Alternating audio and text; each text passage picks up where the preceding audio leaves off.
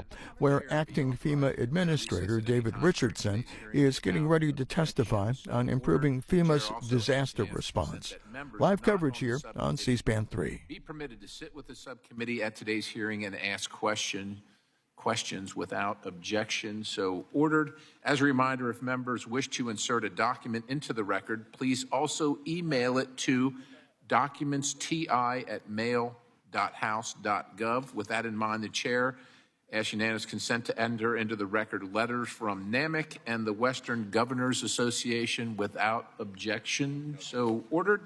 The chair now recognizes himself for the purposes of an opening statement for 5 minutes. I begin by thanking our witness, Mr. Richardson, for being here today to discuss fixing the emergency management system and improving the Federal Emergency Management Agency's, or FEMA's, disaster response.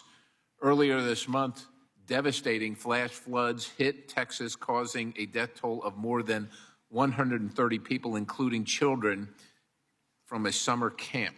The Coast Guard, FEMA, and other federal agencies assisted Texas in the search, rescue, and response. President Trump issued a major disaster declaration opening further federal assistance for disaster victims and to assist in the recovery. My condolences and prayers go to the people who have lost loved ones and to all affected by this disaster. It is unimaginable to those of us who have stood by and watched it. So far in 2025, there have been 20 disasters, resulting in major disaster declarations across 10 states.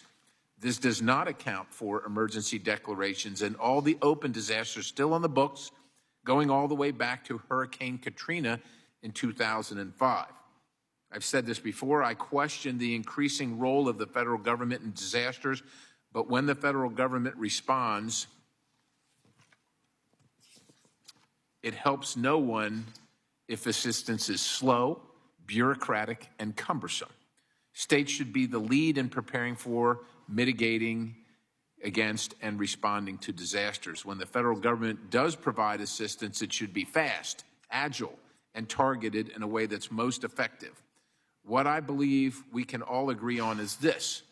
20 years from now, in 2045, we do not want to see congressional hearings asking why disasters that happened in 2025 are still open. The longer it takes for communities to rebuild, no matter who's paying, the higher the costs, and the more vulnerable those communities are to additional harm from other hazards. Over the years, Congress has passed reform after reform trying to fix FEMA and get federal disaster response to work effectively. Quite honestly, little seems to work or have been effective. Congress passes something intended to fix disaster response, but bureaucrats continue to complicate the law with added regulations. This makes the implementation and process more confusing. At times, it seems the process actually gets worse, not better. The process becomes even more unclear when you add in the numerous federal agencies that are now involved in disaster. The whole point of FEMA was to carry out the president's authority in disasters and manage the entire federal government response. However, we seem to have gotten away from that, and we have many agencies, often with conflicting requirements and rules involved, slowing the process even more. Today, I hope we can touch on not just what is happened in Texas and other recent disasters, but how we can work together effectively to fix our emergency management system. Our constituents, American people, are depending on it. It is our duty. How do we make it work better for the communities hit by the disasters, and how do we also respect the taxpayer? I appreciate the leadership of the full committee, Chairman Sam Graves and the ranking member, Mr. Larson, for their work in trying to tackle these issues with their legislation, and we look forward to seeing that very shortly. With that, I look forward to hearing from our witness. The chair now recognizes the ranking member, Mr. Stanton, for 5 minutes in his opening statement. Mr. Chairman, before I begin my testimony, I ask for unanimous consent that the committee observe a moment of silence to honor the 135 lives lost in the Texas floods and to pray for the safe return of those still missing. Without objection, so ordered.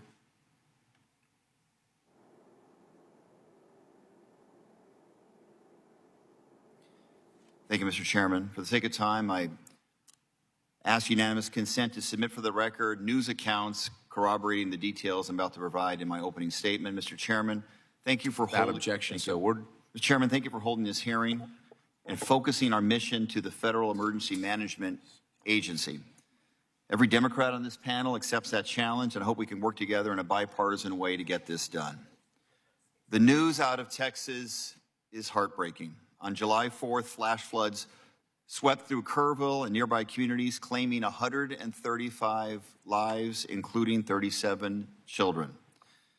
We have learned the faces and stories of the victims, young girls whose dreams were stolen, camp staff who gave their lives leading children to safety, a father who punched through the window to save his family before bleeding to death from his injuries, and two little sisters swept away together, later found holding hands. So many grieving neighbors and families on the ground who have been working around the clock in response to this disaster. To those brave women and men, we see you, we thank you, and we will not forget your heroism. Meanwhile, the acting FEMA administrator, David Richardson, before us today, was missing in action. For the first 48 hours, the most critical window for search and rescue, he never visited the National Response Coordination Center. For more than a week, he stayed away from Texas, and for 10 days, he made no statement about this tragedy. Not a word of sympathy or reassurance to the public.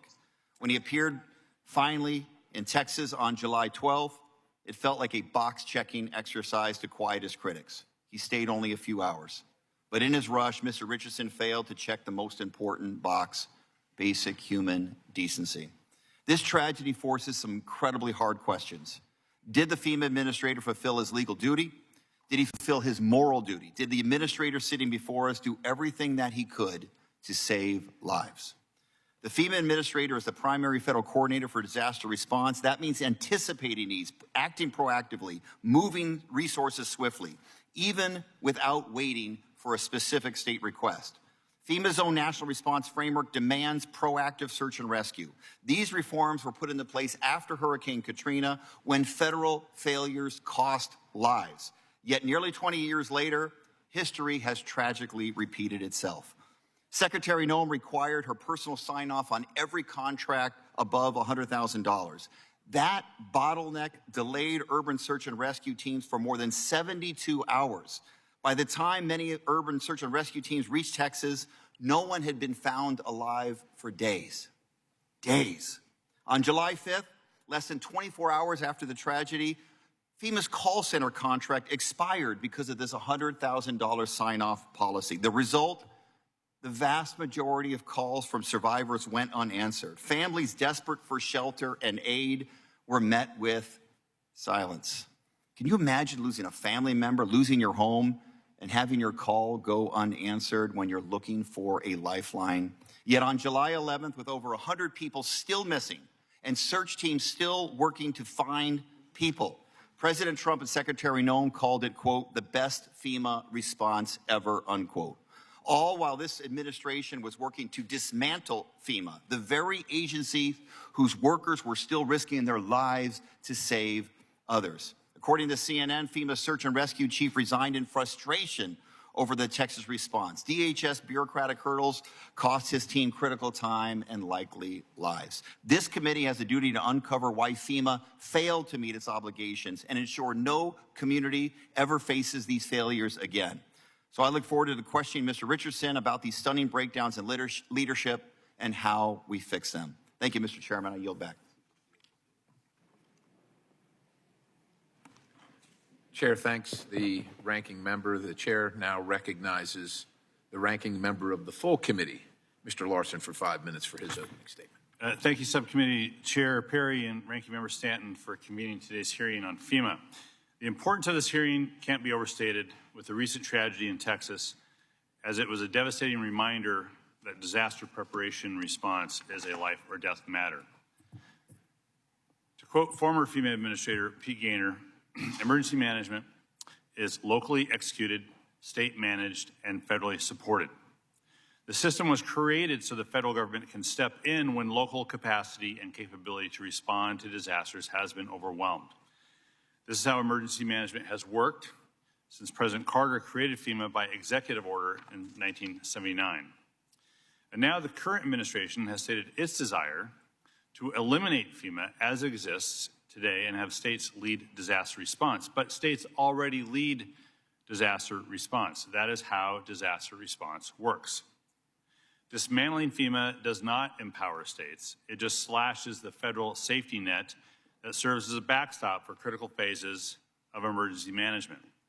This will not streamline disaster response and will unnecessarily inflate the impact and cost of deadly disasters. And it appears so far that 434 of 435 members in the House of Representatives agree that FEMA should not be eliminated, an outstanding majority for this body. Every congressional hearing on FEMA as well this year has concluded that FEMA should continue. And I expect that this hearing will reach the same conclusion. Now, despite clear congressional intent to the contrary, here are some of the actions the administration has taken to disrupt and dismantle FEMA since taking office.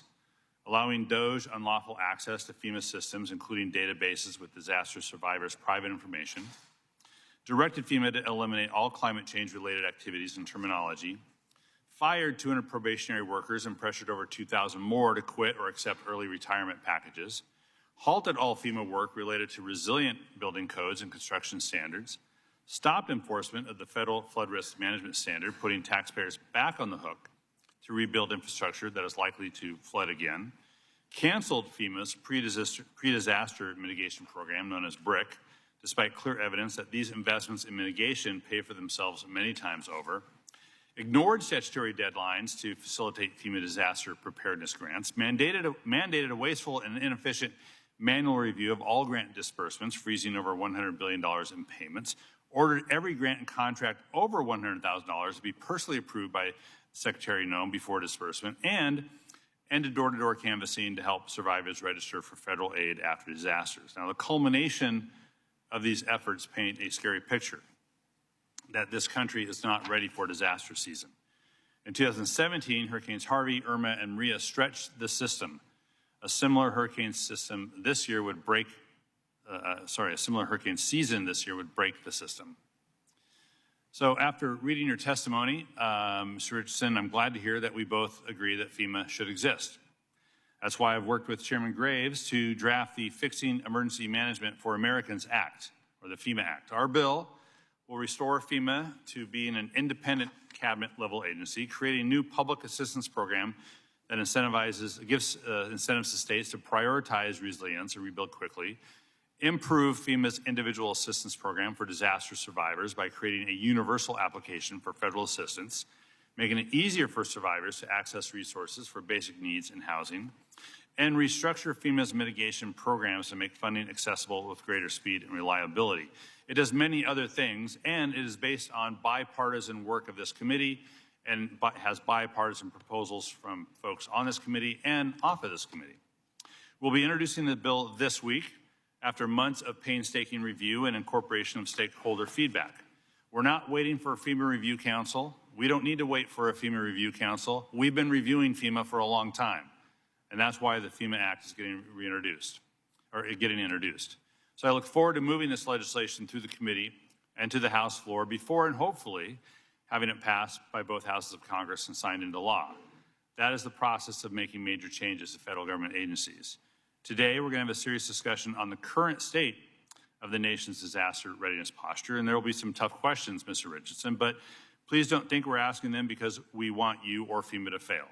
We want you and FEMA to succeed. We desperately want and need you to succeed so Americans are safe from disasters. So thank you for being here. I look forward to your testimony and yield back. Chair thanks the ranking member. The chair now welcomes our witness, Mr. Richardson, and thank you, sir, for being here. Briefly, I'd like to take a moment to explain our lighting system for our witness and for everybody else in the room, in case you're wondering. There are 3 lights in front of you. Green means go, yellow means you're running out of time, and red means to conclude your remarks. I would also encourage you just to make yourself familiar with where the microphone switch is, and have the mic up to your mouth so we can hear you. The chair asks unanimous consent that the witness's full statement be included in the record without objection. So order. The chair also asks unanimous consent that the record of today's hearing remain open until such time as our witness has provided answers to any questions that may be submitted to him in writing without objection. So order. The chair also asks unanimous consent that the record remain open for 15 days for additional comments and information submitted by members or the witness to be included in the record of today's hearing without objection. So ordered. As your written testimony has been made part of the record, sir, the subcommittee asks that you limit your oral remarks to 5 minutes. With that, Mr. Richardson, you are recognized for 5 minutes for your testimony. Chairman Perry, Ranking Member Stanton, Mr. Larson, and members of the subcommittee, thank you for the opportunity to testify today. I am the senior official performing the duties of the administrator of FEMA. Before I go on, I'd be remiss if I didn't recognize the tragic loss of life in New Mexico and Texas after the recent flooding. I was on the ground in Kerr County and saw the devastation firsthand. I'm a father, and my heart sank when I heard so many children perished in Texas. My heart goes out to all of those who have lost loved ones. That said, I'm honored to be asked by Secretary Noem to assume my current position at FEMA as we work to implement President Trump's vision of ensuring the American people get immediate, effective, and impartial disaster response and recovery. The President and the Secretary have called on FEMA to return to its statutory mission, and I'm taking steps to do exactly that. Consistent with their guidance, I have conducted a thorough mission analysis of FEMA and directed the agency to focus on 3 initial operational priorities: safeguarding the American people, return primacy to the states, and strengthen state, local, tribal, and territorial capability to respond and recover from disasters. First, FEMA must refocus on survivor-centric response and recovery. FEMA needs to remove cumbersome processes for quicker recovery so Americans return to their homes and communities and rebuild faster. We must find the most innovative and creative methods available to deliver assistance to every American who qualifies for it, and while also communicating faster, more clearly, and through more modern means. Second, FEMA needs to return to a model where disaster response and recovery are locally led and state managed, with federal support available when needed. As the President has said, sometimes FEMA gets in the way. FEMA should never get in the way. The original intent of FEMA was to help state, local, tribal, and territorial partners build their disaster resilience, response, and recovery capabilities, and to provide resources when they are overwhelmed by the scope of the disaster. FEMA has lost sight of its original intent, but under the leadership of the President and the Secretary, we are returning to this mission focus. Moving forward, we will continue to encourage increased state and local investment and ownership of disaster activities. By doing so, we will be better postured to eliminate processes that create delays, backlogs, and survivor frustration, while also increasing coordination with state and local officials. And third, we must bolster our partners' operational readiness to support our homeland for the risk of today, as well as the threats of tomorrow. This means returning authority and responsibility to the states and improving our programs and leveraging technology to deliver that support that communities and survivors need when they need it. The more we build our partners' resilience, the more prepared our nation will be. By emphasizing these operational priorities, we have narrowed FEMA's focus to what it should have been all along, making sure that resources are brought to bear to help communities on their worst day. We are focused on cutting through red tape and ensuring that when federal assistance is warranted, we deliver assistance to survivors rapidly, regardless of the political affiliation, race, or creed. But these are just the initial steps. The President has appointed Secretary Noem and Secretary Hegseth to lead the FEMA Review Council, which is conducting a comprehensive review of the agency. The Council is dedicated to reimagining, not just reforming FEMA. To that end, I will ensure that FEMA is fully cooperative with the Review Council. We respect the independence of the Council's review and will welcome its recommendations. I am confident that the Council will offer the President actionable recommendations for a more efficient federal disaster response, which is refocused on serving Americans during their darkest days. Additionally, the President has issued several executive orders to streamline government, and Secretary Noem and I are committed to ensuring that those executive orders are carried out both in letter and spirit. Finally, I am a longtime public servant. I served in the United States Marine Corps as a ground combat officer, leading Marines in deployments to Afghanistan, Iraq, Africa, and FEMA. And before FEMA, I served as the Assistant Secretary for DHS's Countering Weapons of Mass Destruction twice. As long as I am in this role, I will ensure FEMA remains singularly focused on the core mission. This subcommittee has an important voice in this process of change, and I look forward to working with the committee on the FEMA of tomorrow. Thank you again for the opportunity to testify today, and I look forward to your questions. Chair thanks the gentleman for his testimony. We will now turn to questions. The chair recognizes himself for 5 minutes of questioning. Mr. Richardson, last week members received a briefing from the Federal Emergency Management Agency, the Coast Guard, and the Army Corps of Engineers on the ongoing response to the Texas floods. And I know we're still in the response mode with over 130 fatalities and 100 people still missing tragically. However, we do not know when the next disaster is going to happen. And so I know that we're looking for after-action reports, but I think I need to turn to some of the questioning, or at least a testimony today, because it countervails what we heard yesterday or last week directly from FEMA, from Mr. Turi, when I asked him particularly about response times to the call center. Now, we understand from Mr. Turi that when there is a disaster occurring, that disaster is the one that receives precedence. So you might be getting calls into the call center from across the country, but the ones outside the disaster response area are put kind of behind the ones that are a priority, which is the disaster that's occurring now. And in that case, wait times were significantly reduced based on what we're hearing from the ranking member here. And look, we just want to have the correct information. We don't want to say that anybody is distorting the truth, but we got to make decisions on the correct information. So the information we got from Mr. Turi countervails what we're hearing right here in the committee today. And so I'm hoping you can elucidate us as to what you know about the call center response time. We also know that people from around the country that call and don't receive an immediate pickup from the call center hang up, but those are still counted as calls into the response center, and they're aggregated into the response time.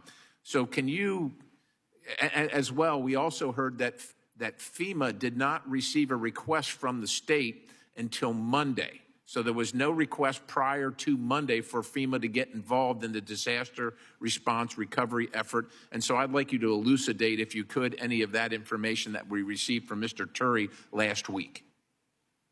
So thank you for your question, Chairman Perry. First, to the call center. So anytime that there is a disaster, we surge support to the call center to address those calls. And that's what we did. And so the disaster happened on Friday, and there was Saturday and Sunday. And for most people, they don't call into the call center over the weekend. They would call in on the Monday. And indeed, we had the surge support available all weekend, and when they came in on Monday, of course, there was a surge. Now, as Mr. Turi very likely told you, all calls were answered within 3 minutes, and no call, or in 3 minutes, and no calls beyond 10 minutes. So it's from 3 to 10 minutes. And the vast majority of phone calls were answered, and the questions were addressed. Now, regarding the, I think the next part of the question is the support on the ground in Texas on, was it, you said you said Monday, correct? Well, that's what we understand from Yes. Mr. Turi is when FEMA received the request from the state of Texas. FEMA doesn't go unrequested, you know, as the federal government. That's correct. The requirement is to wait for the state to request and then be prepared to respond. So Texas, first of all, on the deck in Texas on the 4th of July, there was a national urban search and request team. We have 28 of those teams all over the country. One of them is in Texas. So in College Station, Texas, that FEMA-funded, FEMA-trained, and FEMA-equipped asset was already on the deck on 4 July. And there was also a federal coordinating officer at the EOC, Emergency Operations Center, in Austin. And regarding the request on Monday, that is correct. So the disaster declaration didn't come in until Sunday, and then Monday they requested, and the support was there within 24 hours. Within 24 hours. Is there a standard by which is set for FEMA on the response time? Is 24 hours? It seems, from my standpoint, that seems like a long time to wait. So just tell me if there's a standard. You know, when we had a medevac call in Iraq, as the commander of the task force, if the aircraft wasn't airborne within 8 minutes of the call, it was a call directly to the Secretary of Defense. What is the response time, if you know, required for FEMA on such a response? Thank you for the question. Once again, they get there as quickly as possible. Those two teams came from, I believe it was Tennessee, it was Missouri and Colorado, and they get there as soon as they possible because they've got to move. I understand, but so my time has expired, but is there a minimum response time? I'm just asking for purposes of trying to make things better. So does FEMA have a minimum response time once the request is made to respond, like within an hour or within 24 hours? Or what's the... Well, they respond immediately, and as soon as they get the word, they move. So they respond. But there's no requirement that you know of? There's no requirement? They get there as fast as possible. I don't know if there's an hour number, but Okay. They get there as fast as they possibly. If you could get back to the committee with that information, that would be helpful. With that, my time has expired, and the chair now recognizes the ranking member, Mr. Representative Stanton from Arizona. Thank you very much, Mr. Chairman. I, too, was at the briefing that you were at, and it sounds like you and I share our disappointment in FEMA staff for pointing the finger at Governor Abbott and blaming Governor Abbott and his team for a late request for urban search and rescue help in this horrible disaster.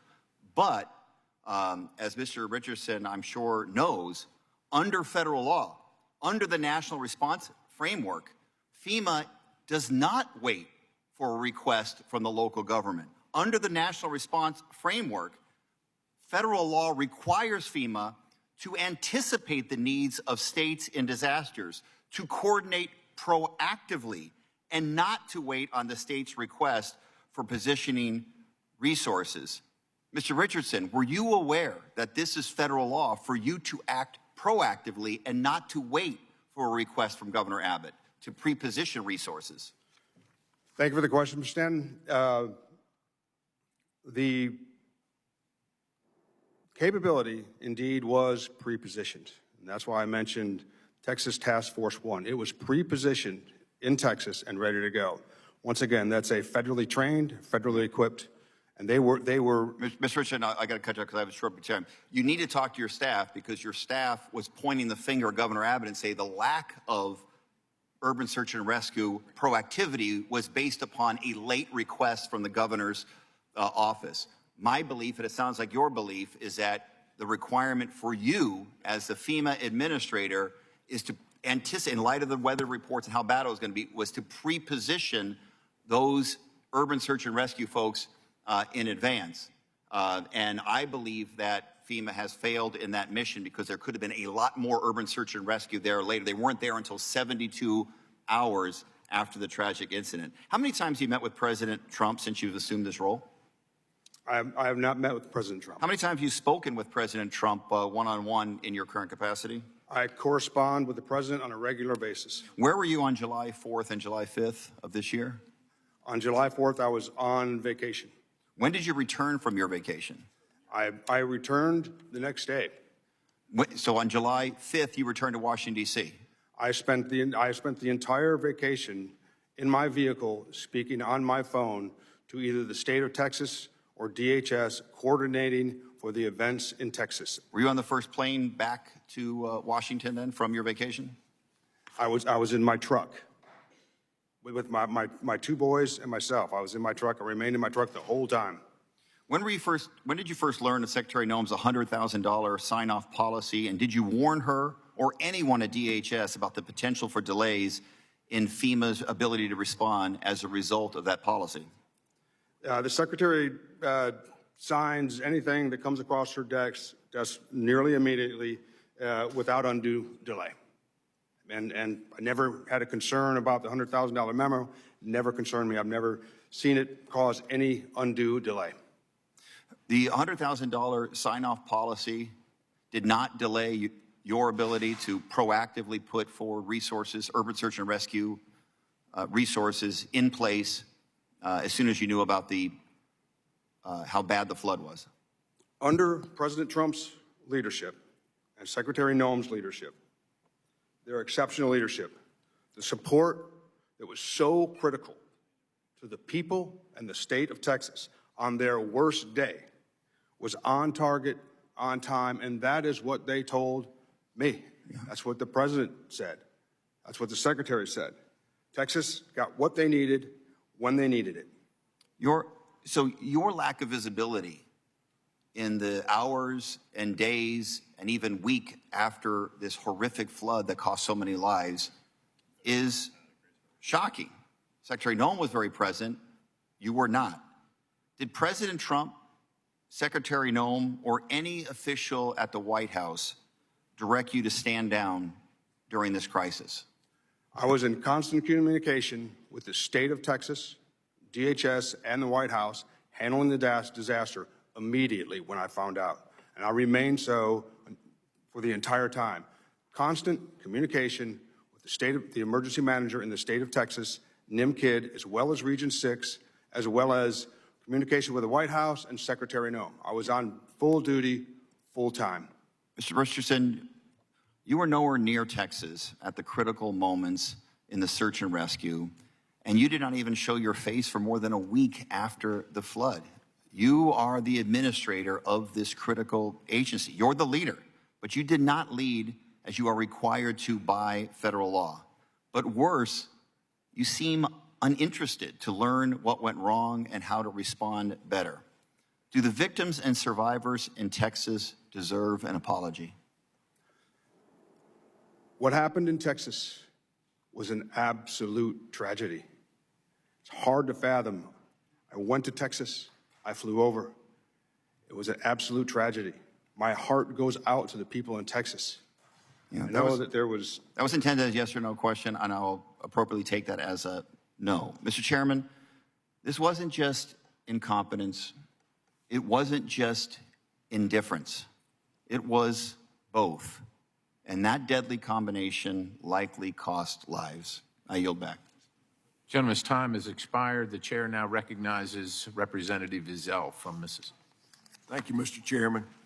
And thank you, Mr. Richardson, for being here, and thank you for meeting with me earlier last week. We discussed numerous FEMA issues the other day.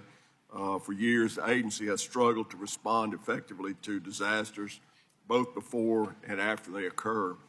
A couple of months ago, one of the county managers from North Carolina testified before this subcommittee and reflected on the fact that FEMA did not even pick up the phone when tragedy struck. Within my own district, as we've discussed projects that still linger after Katrina, we're coming up on the 20th anniversary next month. 20 years after the deadly hurricane, my office is still battling with FEMA over issues from that hurricane. Mr. Richardson, what measures is FEMA taking to finally close out the Katrina projects? There's a great emphasis on closing out the FEMA projects. It's one of my discoveries during the full mission analysis at FEMA that we have a long ways to go on closing out all the open disasters. In fact, just this morning, I was briefed on the open disasters. And that's one of the challenges we find with FEMA, that it's, there's too many bureaucratic processes in the place for closing out the disasters. You gonna work on cutting out some of those bureaucratic issues? Indeed I am, sir, and I would be glad to collaborate with you, come see you, and talk you through how we're doing that. Thank you. Kind of switching gears here just a minute. Last Congress, I asked Administrator Criswell to consider the flood maps provided by locals in my state. I am encouraged by the positive feedback from that, And, you know, I want to continue on with conversations about that between FEMA and the stakeholders in Mississippi. A more informed consumer base armed with clear signals about their flood risk would lead to a better insurance participation, stronger risk pools, and encourage flood mitigation investments that reduce flood insurance premiums and help the taxpayer. How is FEMA modernizing NFIP to meet the need for property level risk flood management? So the National Flood Insurance is a challenge. The floods are the most damaging disaster that we have, and that's that costs billions of dollars a year. So what I can say is that we are looking at ways to modernize. And I don't want to get ahead of the FEMA Council, because I know that the FEMA Council is also looking at ways to modernize the flood insurance program so that we can all benefit from it. Right now, as I mentioned, it's very expensive, but we always pay out the premiums at FEMA. Thank you. Mr. Richardson, many states depend on preparedness grants for approaching disasters. Currently, we are in hurricane season, as you well know, and these grants are vital for preparation and mitigation. Mr. Chairman, I request to submit for the record a letter from Representative Davidson and Representative Landsman to Secretary Noem and Mr. Richardson. Without objection, so ordered. Mr. Richardson, can we expect the notices of funding opportunities for FY25 grants to be released? They're currently 68 days behind their past due date. I have good news. As we speak, notice of fundings are going out the door. Great. Well, that's really good news. Lastly, Mr. Richardson, have you been able to read through the bipartisan work product the committee has introduced on FEMA reform? And what's your opinion of the reform draft? Indeed, I have. Can you repeat the last part of the question? You know, have Mr. you been able to read through the reform we've asked, and can you give us your opinion about the draft? So I read through the draft, and because I've done my own thorough mission analysis at FEMA, I'm pretty familiar with the language in your draft. And there was a couple of things I saw, and although it didn't address mission creep necessarily, what I did see was that it was restricted to the statutory missions of FEMA, which is good, because what I discovered during the mission analysis, there's a lot of mission creep. A couple other things I saw in there. There was a large emphasis on coordination. I think part of the mission creep at FEMA is that there's boots on the ground where we should be doing more coordination.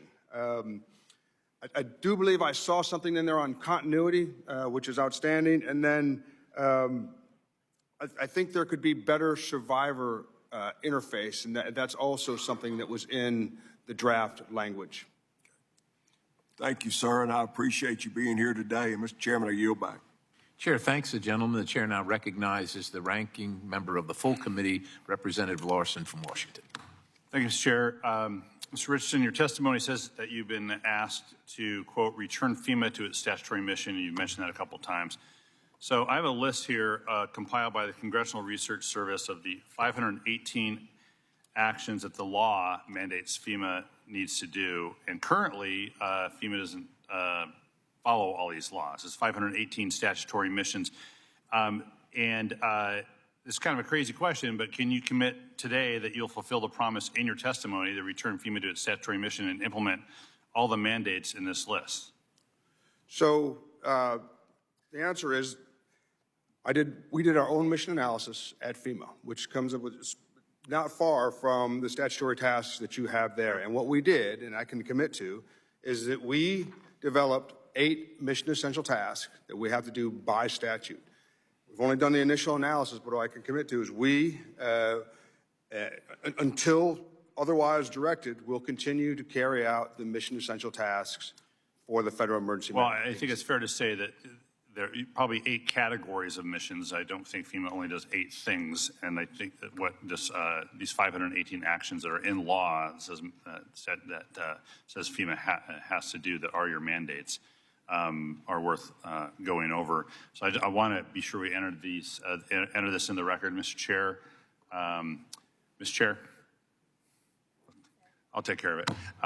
The next thing I want to ask is, you noted that the original... Without objection, sir. Your testimony says the original intent of FEMA was to help state, local, tribal, territorial partners build their disaster resilience, and that FEMA, quote, must bolster our partners' operational readiness to support our homeland for the risks of today and threats of tomorrow.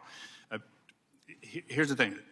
There are three, really kind of basic three missions of FEMA: pre-disaster mitigation, immediate response, and recovery. It sounds to me like the administration really wants to do response and recovery, and leave sort of the preparation to lower the damage from disasters, leave that to state and local governments. That is the pre-disaster mitigation bit, which is why the administration canceled billions of dollars in BRIC money, Building Resilient Infrastructure and Communities money, and pulled that back. But it does seem that you aren't helping communities prepare for their worst day if we are not helping them, if we're not including in the recovery bit the ability to build for that worst day, so the impact of the worst day is less than it could have been. And that is pre-disaster mitigation assistance. I'm thinking specifically of a lot of things in my state. One in particular, the $85 million grant that was 4 years in the making for the county of Grays Harbor. I can get the details on it.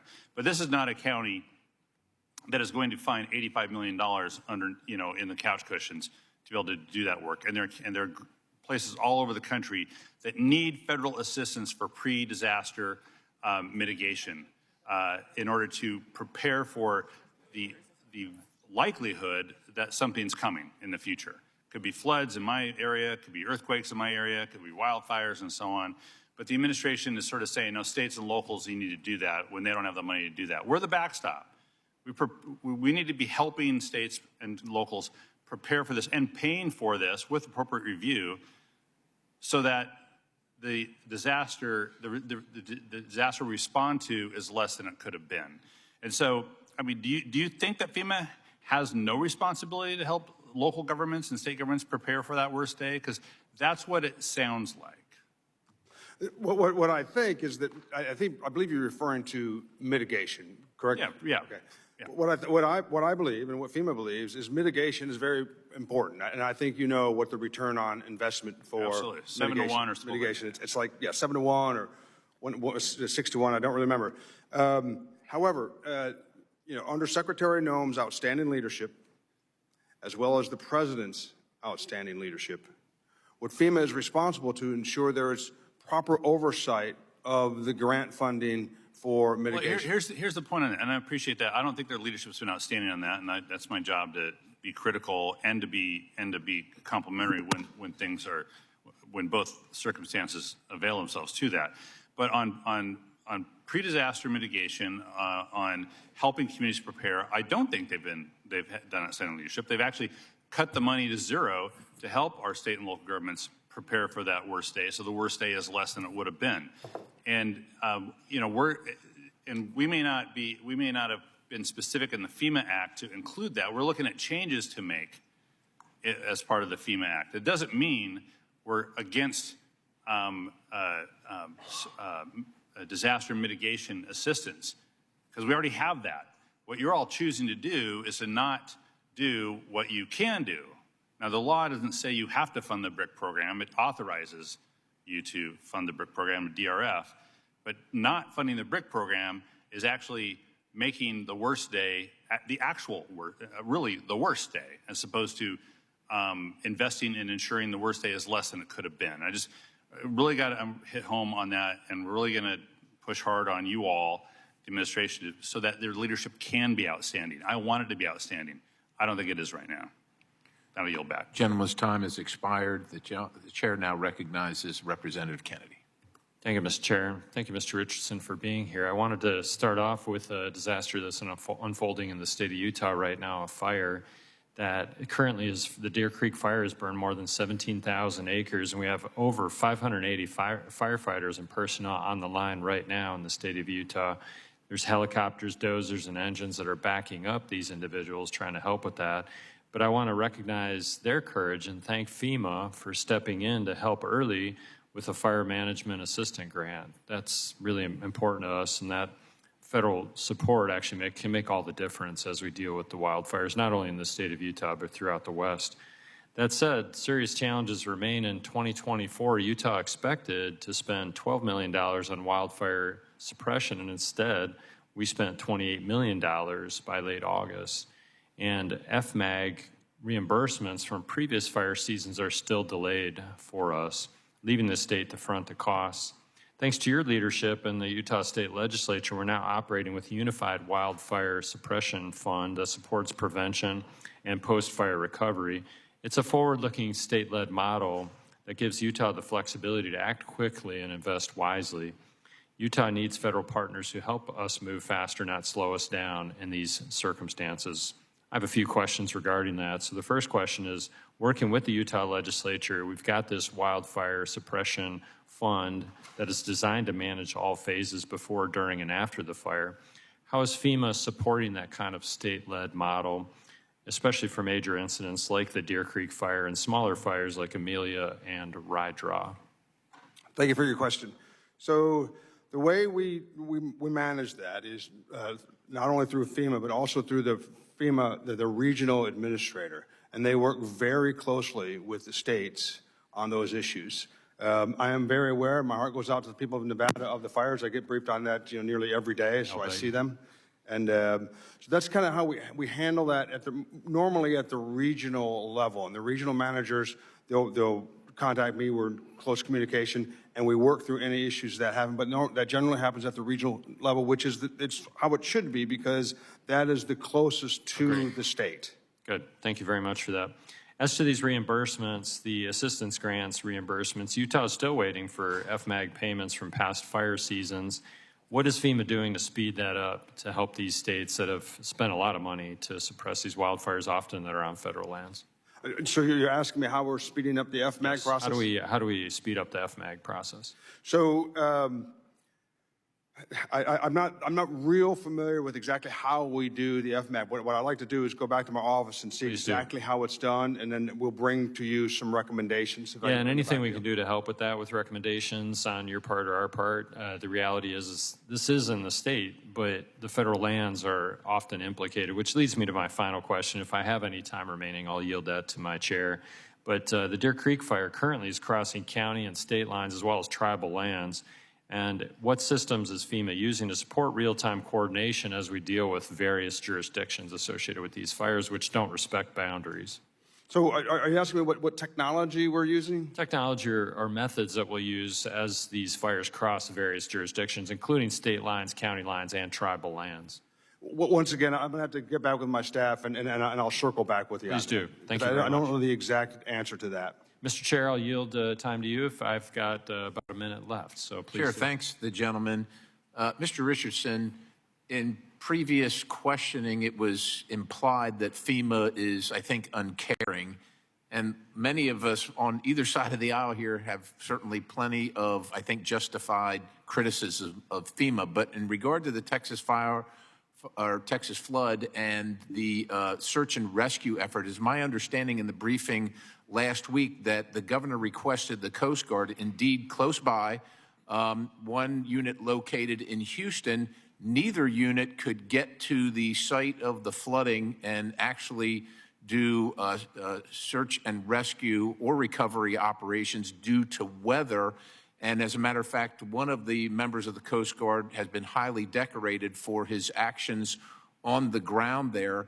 Can you, look, like I said, we just want to make sure that we level set here and we understand what happened, what FEMA's role was, what FEMA was prepared for, but what was actually used by the governor. If FEMA was stationed on site, but the governor didn't want FEMA there because he wanted to use the Coast Guard because of a pre-existing relationship or because of capability or location, that's important to know now. Can you provide or shed any light on that issue?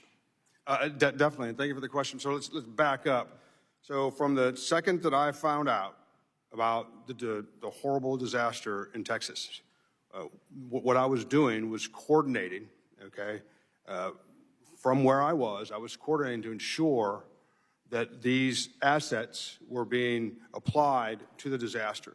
Now, Texas Task Force 1 which is a FEMA paid for and equipped asset, was working also with the emergency state manager, but they also have a direct relationship with the Coast Guard, CBP, Public Health, and the Texas National Guard. So there were other forces on the ground that were either federal forces like Texas Task Force 1, which is a national, and then there was also other DHS assets. And through Secretary Noem's extraordinary leadership, my coordination, we made sure they were available to the Emergency Operations Center. Appreciate the answer. The time of the gentleman is long expired, and I want to respect everybody on the committee. The chair now recognizes the delegate from Washington, D.C., Ms. Norton.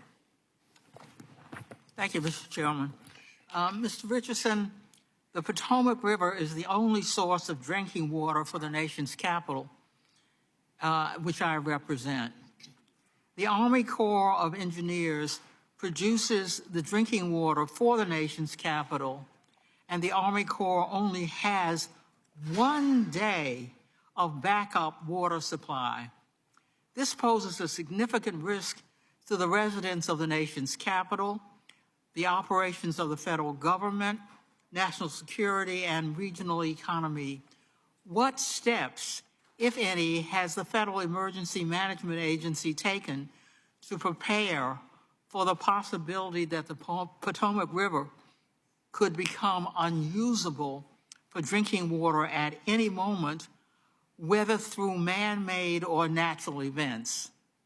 Ms. Norton, thank you for your question. And the first time this came to my attention was yesterday afternoon. And before I left the office, I asked my staff, I said, we need to get together a information so that I can go sit down with Ms. Norton and walk through this.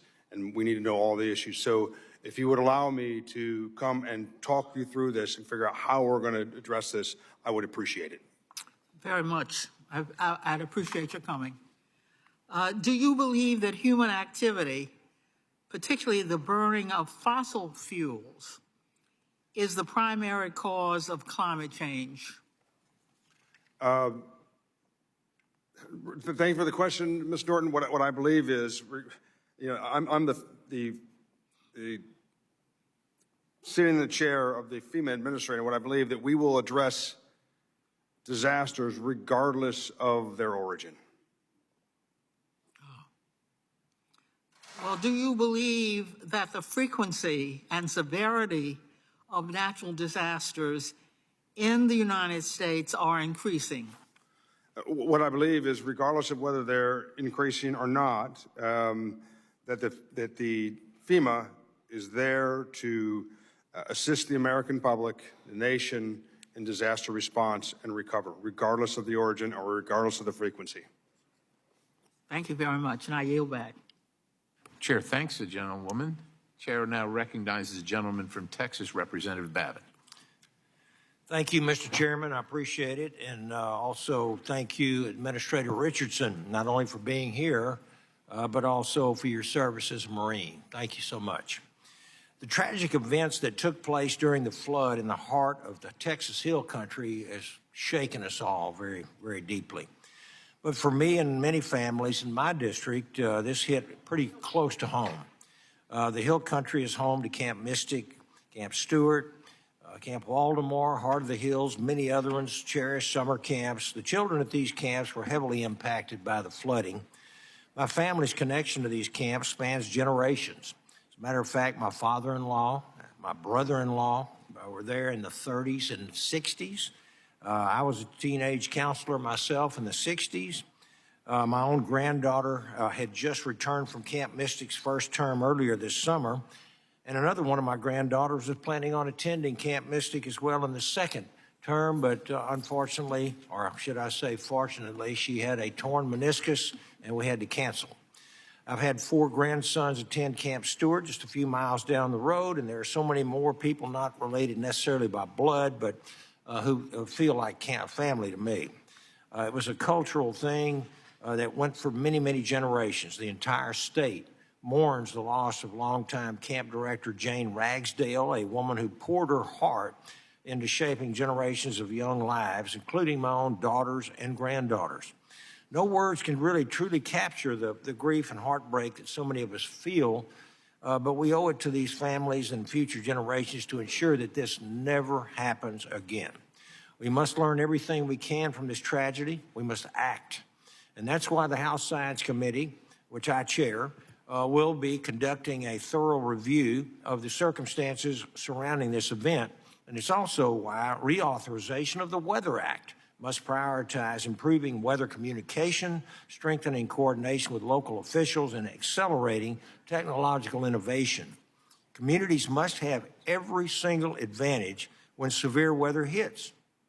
NOAA and the National Weather Service must be equipped to fulfill their core mission, protecting life and property. The National Weather Service has been found to have done their job. They were not understaffed.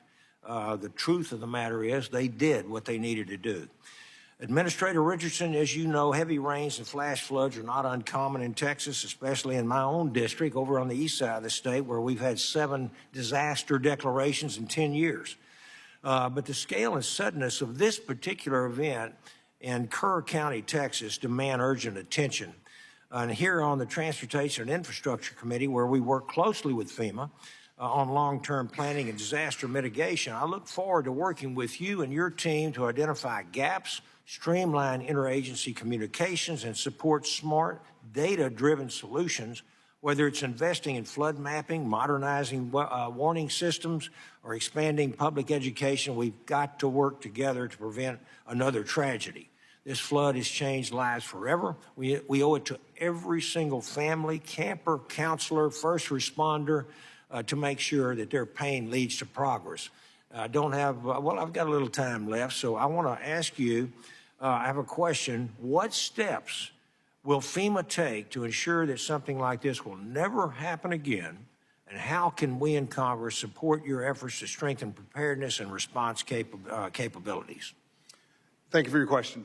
Yes, sir. So once again, the events in Texas, the tragic, I mean, we've all heard, descriptions of it, seen descriptions of it, was absolutely horrible, and our hearts go out to the great state of Texas and all the people. I've got 2 boys, and when I flew over the Guadalupe River and saw Camp Mystic, my heart, which had already sunk further.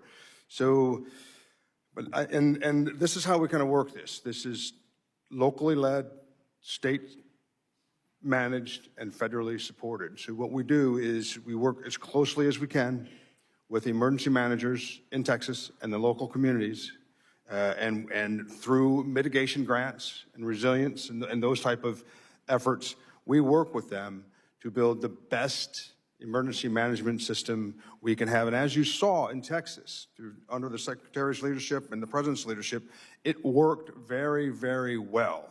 Under NIMKID's guidance, that's a model of how it works. And I can tell you that Texas is in good hands, and we want to use Texas as a model for how it's done. I spoke to, immediately when I found about the disaster, I was on the phone Friday, Saturday, and Sunday, almost constantly speaking to NIMKID, the region, and that crew there. And that's why that was the partnership between FEMA and the state and the local was the reason why that was handled so well, and why, although it's a tragedy, it was a model for how to respond to a disaster. Okay. Gentleman's time has expired.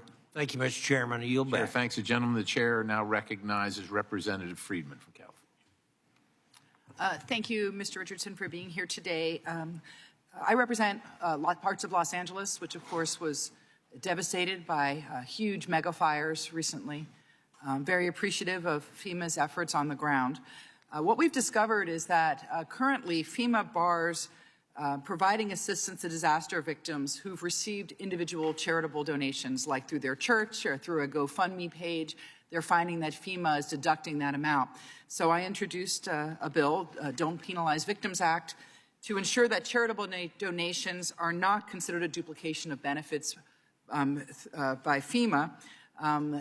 You know, people aren't raising money to give it to FEMA. They're raising money to give it to victims to help them rebuild their lives. I would like you to say that you're willing to work with us on this and that you will support these efforts as they move forward. I would be glad to work you. What I like to say, there should be no politics in emergency management. I would be glad to work with you and glad to look into it. Thank you. Now, I'd like to continue on some of the questions that have been asked about FEMA's response to the horrific flooding in Texas. And as a mom whose daughter has gone to Girl Scout camp and been up in wild areas, that whole incident really broke my heart. So my heart goes out to everybody in Texas that was affected. The New York Times reported last week that on July 7th, 3 days into the emergency response effort, FEMA call centers responded to less than 20% of the calls coming in from disaster victims for help. That means more than 4 out of 5 calls went unanswered. And I can just imagine the frustration of people looking for loved ones, dealing with damage, dealing with incredible tragedy to find out that their government just wasn't answering the phone. Secretary Noem, however, claimed that on Meet the Press that the New York Times piece was, quote, fake news. So I'd like to clear this up for the record. Isn't it accurate that 80% of, at least, of the calls that went to FEMA call centers on July 7th went unanswered? When the tragedy struck, we knew there would be a simple yes or no question. They either answered the calls or they didn't answer the calls on July 7th. When there was a spike in calls, FEMA was there to answer the calls. The majority of the calls were answered at the call centers. Well, that's not what the report says. The report says that on July 5th, as the floodwaters were starting to recede, FEMA received 3,027 calls from disaster survivors and answered 3,018 of them, which is over 99%.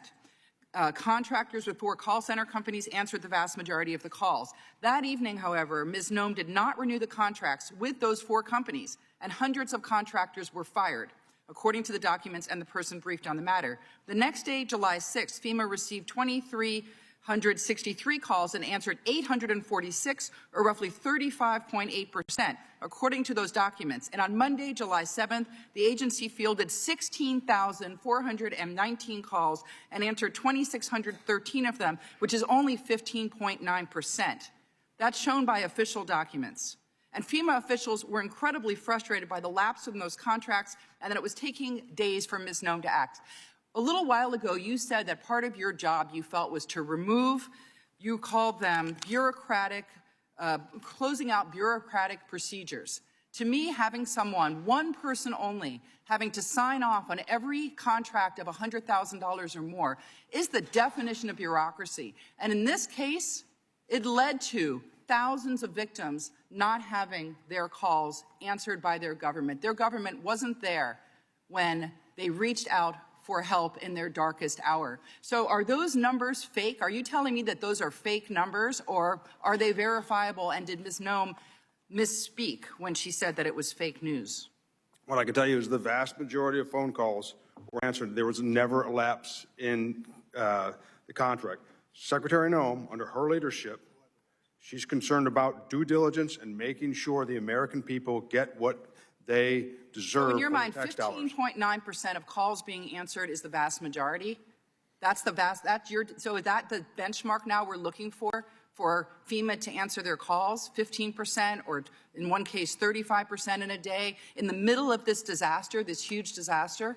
I would have to agree with Secretary Noem. That's fake news. The majority of the calls were answered.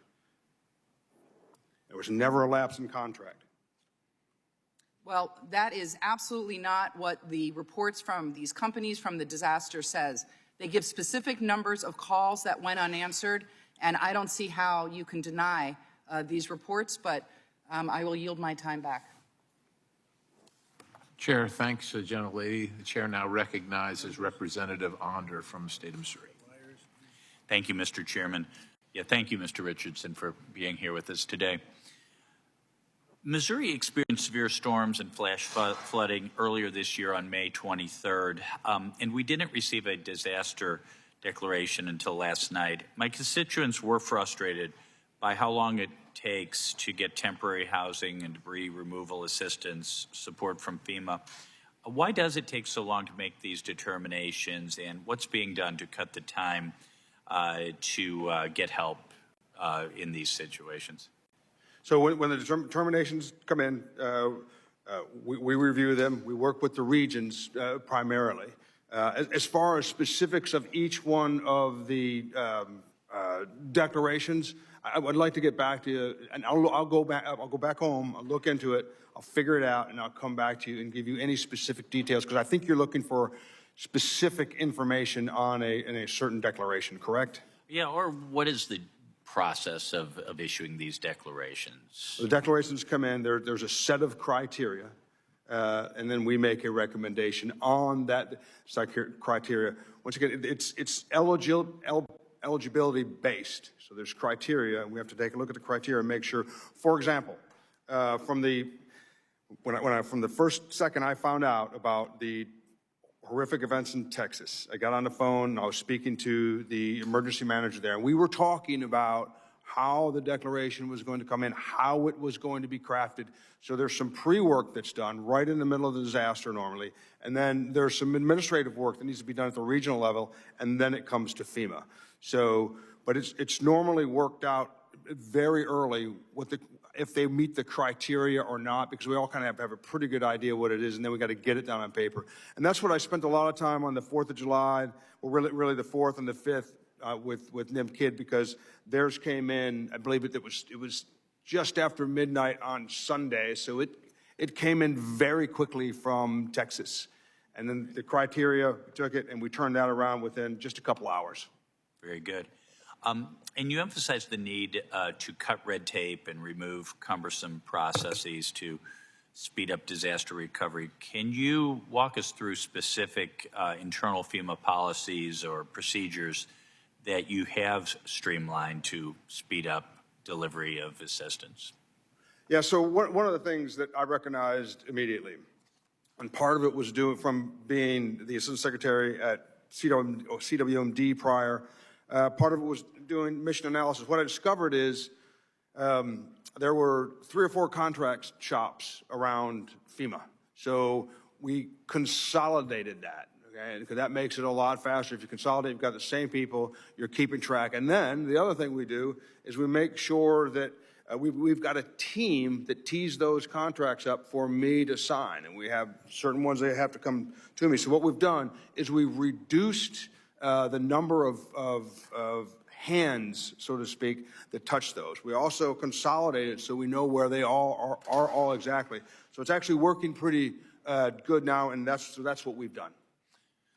And you've said that FEMA needs to return primacy to the states.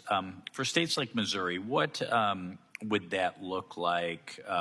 What kind of shift in operational authority and flexibility to state and local managers might we see?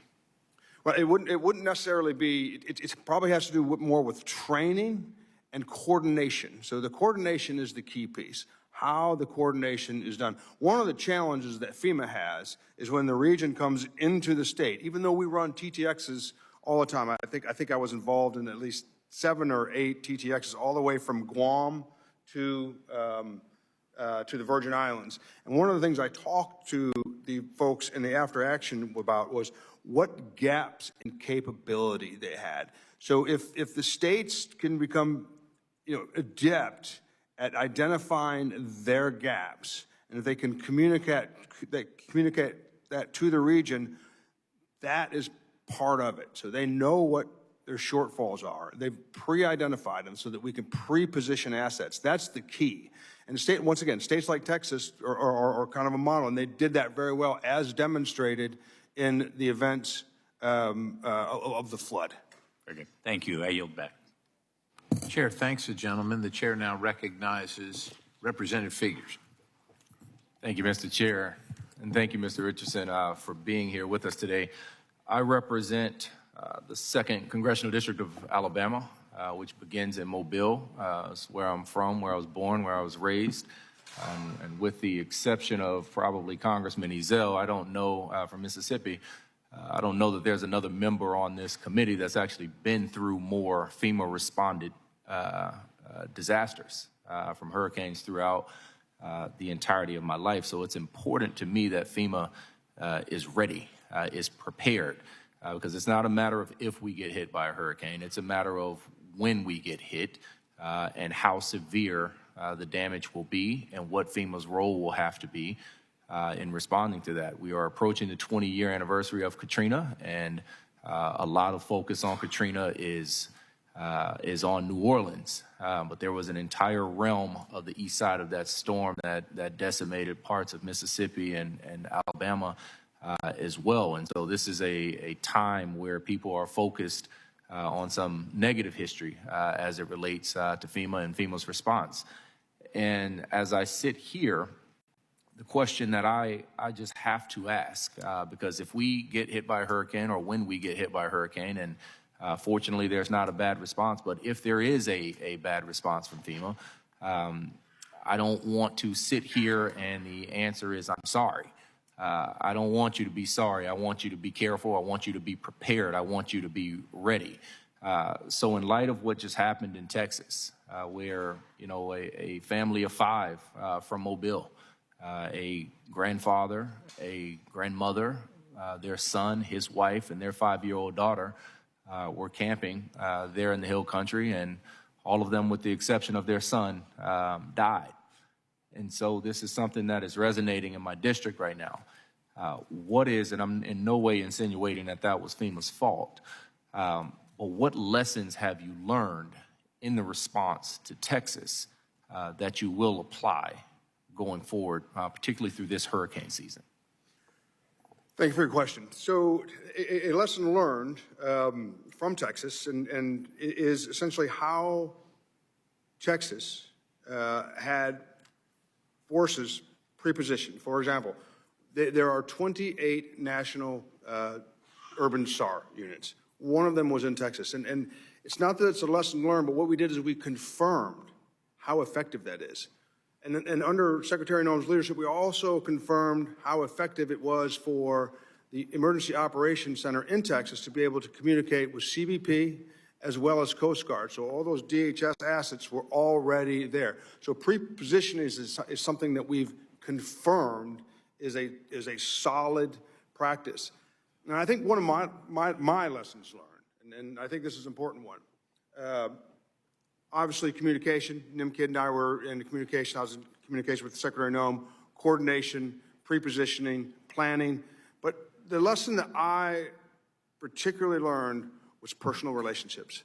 I had come to know the emergency manager in Texas, NIMKID, and it helped a lot. From the second I heard about the disaster, well, I want to cut you off, but I want to preserve my time. But is there anything you think FEMA did wrong in its response to the Texas floods that we can rectify and do differently next time? I can't see anything that we did wrong, and I think the President and the Secretary have acknowledged that, and so is Governor Abbott, by saying how well we did. So what we would like to do is we would like to take the strengths that we did in Texas, and we're going to share them with other states, and we'll work on them in tabletop exercise to make sure that they can do it as well as Texas. Is it your testimony here today that FEMA's response to the Texas flooding was a perfect game? It was perfect. Well, nothing is perfect. However, I will say that it was a model, particularly at FEMA, the region, and the state level, that continuity. It was a model how disasters should be handled. And that's thanks to the President's guidance, the Secretary's guidance, Governor Abbott, the State Emergency Operations Center in Texas, the emergency manager, as well as the Region 6 manager. Well, one thing I would encourage is it's important to see leadership there on the ground when it happens. So if this happens in Mobile, we certainly want to see you on the ground, within a reasonable time of when it happens. The last thing I'll say is I know notice of fundings for FEMA grants just went out or are in the process of going out, the notice of funding opportunities, but they're 68 days late. And so my concern is making sure that you guys have the resources and the commitment to actually review the incoming applications in a manner where we will not end up in an excessively delayed state when it comes time to actually awarding the funding opportunities. And with that, I yield back. Thank you, Mr. Richardson. Chair, thanks to the gentleman. The chair now recognizes Representative Fong from California. Thank you, Mr. Chair, and thank you, Administrator, for being here and for your leadership. A few questions. I represent a lot of rural communities in the Central Valley of California. We've been dealing with floods and fires for a very long time. The Burrell fire recently was the largest fire that ever hit Kern County. And I was wondering, rural communities have a challenge of capacity and, of course, coming from a large state, sometimes a lot of times the per capita indicator doesn't help rural communities. I was wondering if, from your perspective, has there been conversations about creating a county level or a zip code level threshold so that resources can go help these communities rebuild? Could you repeat the last part of the question again? Is there a way to help communities, rural communities, rebuild when the tragedies and the fires and the floods, they don't hit the major disaster declaration? Is there a way are you guys looking at ways to adjust the per capita indicator to allow for more rural community rebuilding after a disaster? So I got your question. Thank you for the question. So the question is about rural areas and meeting the threshold. What I will say to that is that, and I don't want to get ahead of the FEMA Council, but the president wants for the country better emergency management, and it's reasonable to believe that piece that you're just speaking to would be a part of that. Because I don't personally come from a rural community, but my parents come from a rural community. I spent a lot of time in rural community. My best friend is a hog farmer in eastern North Carolina. I know what rural communities are. So it's reasonable that would be considered in something in the future, sure. Yes. I would certainly love to partner with you on that and your council. It's in an area where rural communities just don't have the capacity to, when a fire hits, significant impact to that community, and they may need resources, but they just may not hit the threshold of a major disaster declaration, and so we want to ensure that we right-size the response. Yeah, you have my commitment that I'll engage with you, and we can kind of look at it and get your ideas. Thank you very much. I want to follow up from questions that my colleague from Utah asked.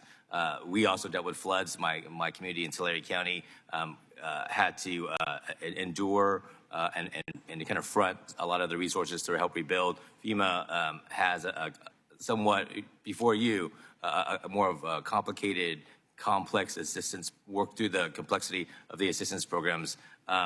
Is there a way to simplify the reimbursement process and maybe expand the advance payments process to help rebuild roads, rebuild bridges that may have been washed away from like a flood? So once again, thanks for your question. And when my team did the mission analysis, when we first came aboard, it was kind of phase one of the mission analysis. And now we're breaking down each one of the mission essential tasks, and now we're getting to those things you're talking about right now. Once again, I'll share that with you when the time comes. Sure. And your team has been very helpful since the new administration has come in. I think kind of working through the complexity. So I think you're going to hear a lot from a lot of the rural areas.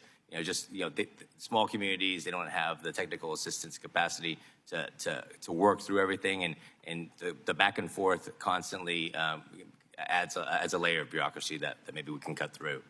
Yeah, it's a very important issue.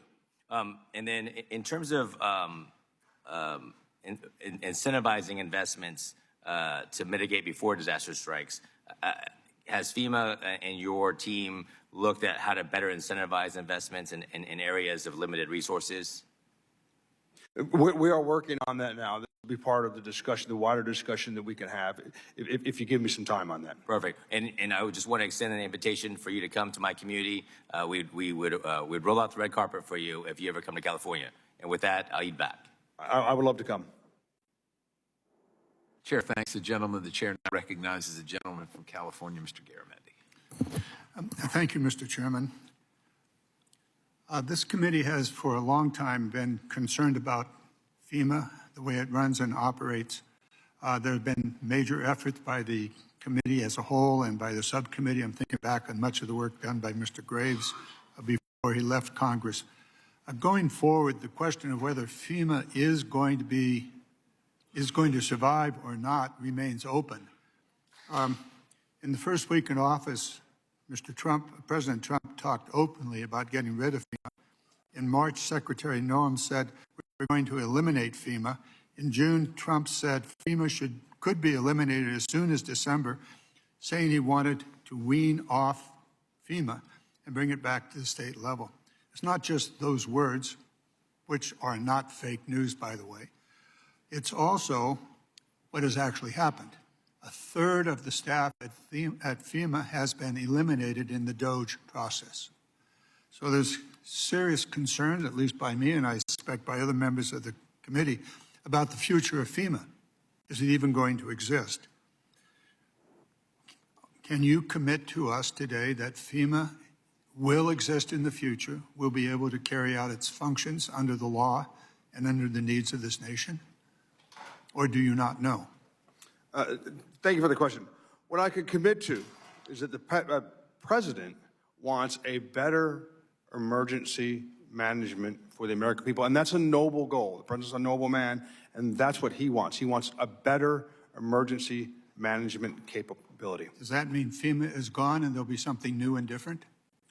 So in his wisdom, and with Secretary Noem and Secretary Hegseth's guide, the president has appointed a FEMA council, okay, that are going to give him recommendations. So the answer is blowing in the wind. We do not know, and you cannot confirm, that it is the policy of the administration to maintain FEMA. I understand that. Let me move along here. A third of your staff is gone. 2,000 employees have departed for multiple reasons, some of them fired, others of them taking early retirement. It took 9 days for you to arrive in Texas following the disaster there. Is that the normal going forward? It took 3 days for your team to arrive, 9 days for you to arrive. Is that the new normal? So as I promised the people of Texas, they would get what they needed on time and on target. And I talked to the emergency manager of Texas, and I asked him, what is the best thing I can do for you? And he said, remain on the ground and make sure that we get what we need on time. So I remained in Washington, D.C., kicking down the doors of bureaucracy. I got it. That's where I remained. So the top leadership of FEMA is not expected to respond to emergencies across the nation. Instead, you're going to remain in your offices here in Washington, D.C. I got it. I did go to Texas, and I went to Texas to confirm with the people of Texas that I had delivered on my promise. We'll see if that delivery is real or not. The next series of questions has to do with disaster mitigation. That is getting ahead of the disaster. You just heard from Mr. Fong about his request for funding to reduce the fire risks in his area. Certainly that exists in my area, in the Bay Area. However, that program was terminated. Even though it was started in 2018 by President Trump in his first term, it's now eliminated. So the effort, so is it the policy of FEMA to rebuild that program to get ahead of the disasters and to fund disaster mitigation before it happens? What is the policy of the department? You're speaking of the building resilience, That correct? is correct. Okay. So it was started in 2018, but under the Trump administration, that program began to be used for things like bike paths and shade at bus stops. So instead of dealing with those specific, rather small funding programs, you decided to eliminate this entire program. Is that correct? Well, that program, BRIC, is under litigation. I can tell you about the past, but I can't tell you anything about the future for that program. But it was being used for That's bike not paths. my question. What is the future? Is the BRIC program is terminated? Is it the intention of FEMA to restart it? Or are we simply not going to pay attention to an effort to reduce the potential for a disaster? Resilience is a top priority of FEMA, but that program, once again, there's litigation surrounding that program, and I'm not at liberty to speak of it. Gentleman's time has expired. Chair thanks the Mr. gentleman. The chair now recognizes Representative Rouser from North Carolina. Thank you, Mr. Chairman, and Mr. Richardson, thank you for your service. It's not an easy job that you have by any means, but a very, very important job. Just to finish that line of questioning, or your answer rather, you mentioned BRIC. The BRIC program was funding bicycle paths, and then what else you got cut off? I was just curious what else you were going to say. So there was bicycle paths, it was trees surrounding bus stops, and these grants have been used for a lot of rather what I would call odd things. For example, we put people up in the Roosevelt Hotel or illegal immigrants up in the Roosevelt Hotel with some of the grants. That wasn't necessarily a wise thing to do. We also have funded projects that made DEI ambassadors for the New York City Police Department. Yeah, so not exactly mitigation efforts. Right. During the Biden administration, it seems like there were a lot of the grants. A lot of the grants sound good, and then you dig into them, and they're not so good. I've got a note here on a handful of them, but so yeah, if you're housing folks in the or illegal aliens in the Roosevelt Hotel, that's probably not the best use of the American taxpayers' money. Okay. Looks good on the surface, but when you get into it, it's not. I got the answer there. Let me move on to my questions before I run out of time. So the Review Council, when does FEMA anticipate the Review Council will finalize and share its recommendations for Congress? Do you have an idea of a timeline on that? The FEMA Review Council is working now, and there's, in the late fall, I believe that's when, or when are they plan to give their recommendation to the president. Thank you for that. Hurricanes Matthew and Florence, they affected my district pretty significantly. Matthew was in 2016, Hurricane Florence was in 2018.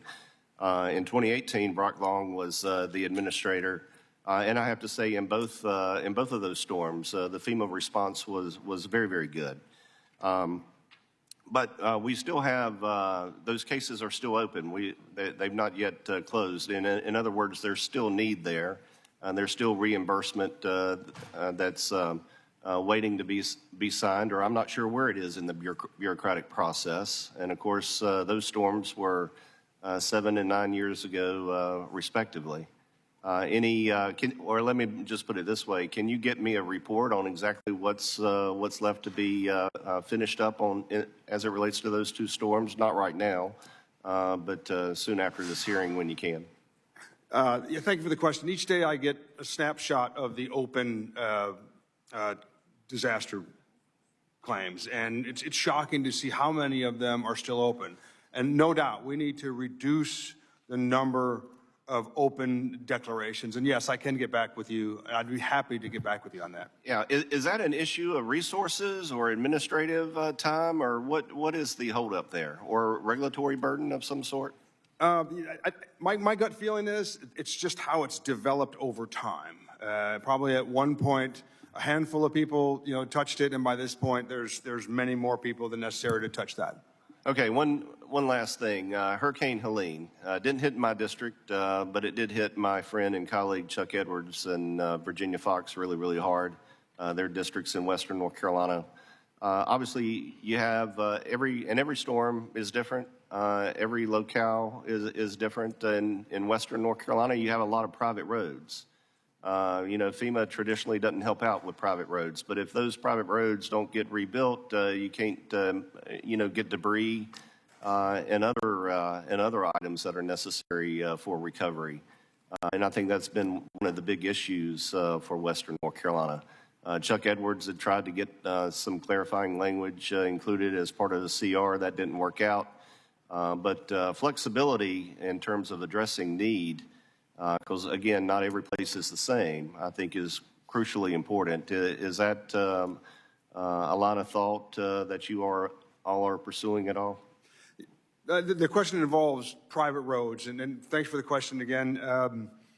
Right, private roads is an issue, particularly for some reason in North Carolina, and we're working for a way where we can resolve that and try to provide a resolution to that. And I'll keep in contact with you and make sure you kind of stay abreast of that. Well, until that aspect is handled, it's just hard for that area to make any kind of substantial recovery. That's the bottom line. And it's somewhat unique to western North Carolina, which speaks to the need for flexibility when you're dealing with these disasters and response. And my heart goes out to the people of North Carolina and that whole region, Tennessee, Western Virginia, that had to suffer that tragedy. Thank you, sir. I yield back. Gentleman, thanks. Or the chair thanks the gentleman. The chair now recognizes Representative Gillen. Well, thank you, Mr. Chairman, and thank you, Mr. Richardson, for being here today. So as acting administrator of FEMA, you oversee the agency's preparedness grants, including the nonprofit security grant program. And as I'm sure you're aware, synagogues, churches, yeshivas, and many other houses of worship across our country, and certainly in my district on the South Shore of Long Island, rely on these grants to keep their congregants, their worshipers, and our residents safe. And right now, we're facing a huge spike in anti-Semitism and other threats, and these critical grants are more important than ever for my constituents, and I'm sure for many other folks across the country. And I'm grateful that FEMA recently awarded some of the emergency supplemental funding that was allocated for fiscal year 24. However, the agency still has not opened applications for fiscal year 25 funding, which Congress had approved back in March. So, Mr. Richardson, fiscal year 25 is coming to a close soon, and synagogues and houses of worship, churches in my district are wondering when you might open the application for fiscal year 25 nonprofit security grant program so we can make this $275 million available for this really important need in my district and across the country. Yeah, and thank you for the question. I believe those grants are very, very important. And we've spent a lot of time in the last couple of months moving forward and doing due diligence on those. But I do have good news. There are NOFOs going out. I can't speak to that grant specifically, but there are NOFOs going out as we speak. Okay, great. And can my office follow up with you about these specific grants because they are so important in my district? Please do. And, you know, one of the things we want to do is we want to make sure we get those notice of fundings out so the districts have a chance to apply and get back with us. So, yes, please do. Okay, great. And also with respect to these grants, I've heard from a lot of pastors and rabbis that the funding is okay to be used for infrastructure, but not actually for personnel. And so a lot of our synagogues and houses of worship are looking to expand the scope of appropriate uses for this funding to include perhaps security personnel to stand guard at the synagogues, particularly during the high holy days or during worship services. And is that something that we could work with your office on to try to maybe expand the scope of funding? Yeah, I understand the question. Thank you for the question. Yeah, please do. I need to look into, you know, the details of the grant, but I'm sure there's some way we can work around that. Okay, great, thank you. And finally, in May, FEMA opened applications for FY24 SAFER grants to help hire, recruit, and retain firefighters.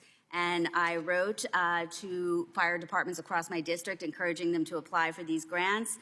And I'm really pleased that the Oceanside Fire Department in my district, which operates with volunteer service members, put together a really strong application for funding to help them recruit and train new volunteer firefighters to keep their community safe. And I wrote you a letter in support of their application, and I'd appreciate the opportunity to get in touch with your office again. Can you commit to working to follow up on this issue also with me after this hearing? Sure, and thanks once again. I think I replied to the letter, but yes, I would be happy to speak with you. Great, thank you so much, Mr. Richardson. I yield back.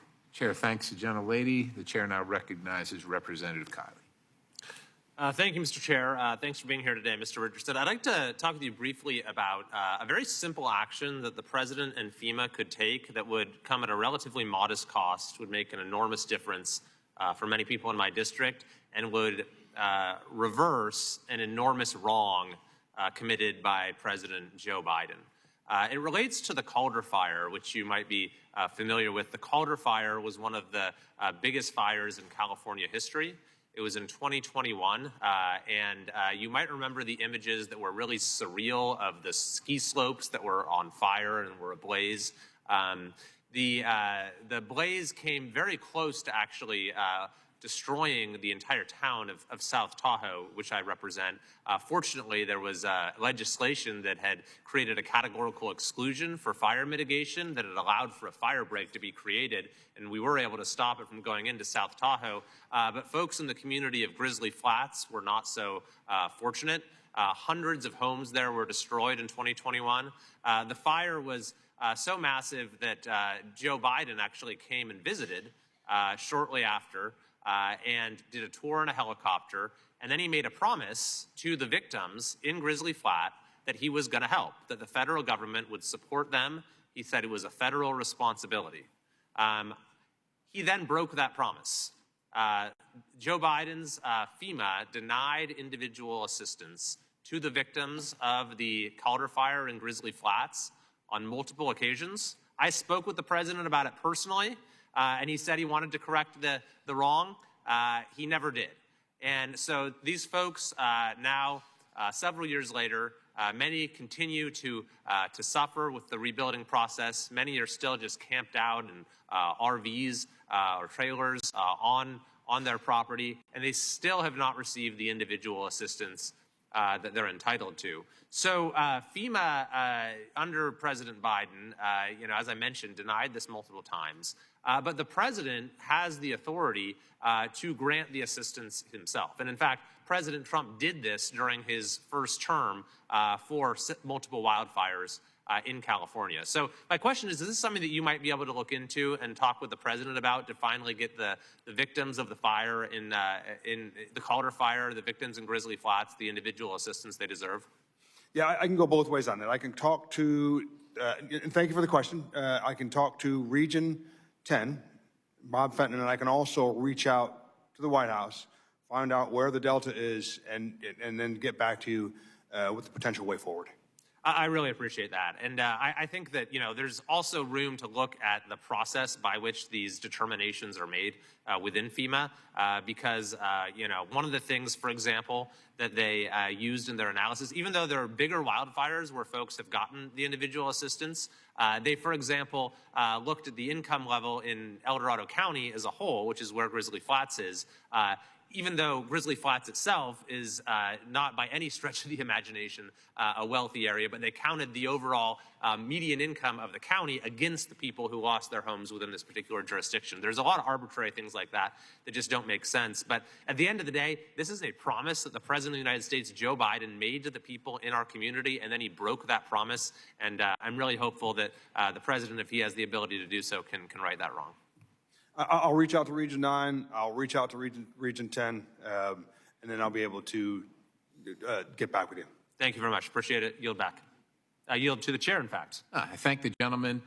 Regarding the issue of call time, I just want to reference the New York Times article, which apparently was the source for the dispute over how many people actually received an answer on the call. And according to the article, it says, according to a person briefed on the matter who spoke on the condition of anonymity. Now, like I've said before, we all have, I think, reasonable criticisms of and valid criticisms of FEMA, but on this occasion, I just want to make sure we're not making judgments based on people that spoke on condition of anonymity. And further in the article, it says the agency did publish similar data on October 29, 2024, which I'll remind everybody was during the last administration, during President Biden's administration, days after Hurricane Helene barreled across the South and nearly 3 weeks after Hurricane Milton hit Florida. That information showed the agency did not answer nearly half of the 507,766 incoming calls over the course of a week. E&E News reported. With that having been said, Mr. Administrator, can you, like I said, I think we all want to level set here. People on both sides of the aisle would like to know the efficacy of the call center and the response to people calling in for disasters. Can FEMA provide that information and the source of that information moving forward? Can we get a report on that so that we can know how well FEMA is performing in that paradigm? So this is how I'll answer that, Mr. Chairman. I think we can legally share that with you. I think we can, okay? I don't know for sure, but if we can, we will. I do know that we surged support. Yeah, I understand. I think that both sides of the aisle would like again, to level set and know what that information is and the source of that information. And if there's some reason that you can't do it legally, we would like to know that as well so we can take whatever action is appropriate here in Congress. Yes. All right. I'll fully cooperate. Thank the gentleman. The chair now recognizes the gentlelady, Representative Titus. Thank you, Mr. Chairman. Mr. Secretary, I'd like to go back to the conversation about NOFOs. You mentioned it several times, said that information is out the door. That's good news because some of these are months behind. I'm particularly interested in the UASI grants. That's the Urban Area Security Initiative grants, if you're familiar with that. Those are especially important in my district of Southern Nevada and Las Vegas. We have a lot of events, large-scale events that might be subject to a terrorist attack or some other disaster. And we've seen how these grants have been very helpful. In fact, there was a report that showed where they made such a difference after the Harvest Festival shooting, which is still the largest shooting in American history. Got the Super Bowl, the F1. Want to be sure those are going out the door, and if you'll commit to checking on that and let me know so I can tell the first responders and all back home that that's coming. What I can commit to is that we've been doing due diligence on all of the grants, and we're getting the NOFOs out the door as we speak. So want to make sure we got the NOFOs out the door so that we have a chance to respond to them. I can't necessarily tell you exactly which ones, but I can tell you that they are going out the door as we speak. Okay, well, I'm glad to hear that. I led a letter to you about this with the Nevada delegation trying to encourage this to happen. So if your office will let me know if we're one of the ones that's going out the door, I'd appreciate it. Yeah, and I believe I responded to your letter, Representative Tice. Well, thank you. We'll look forward to getting that. I also want to talk about another thing that's particular to my district and to the Southwest.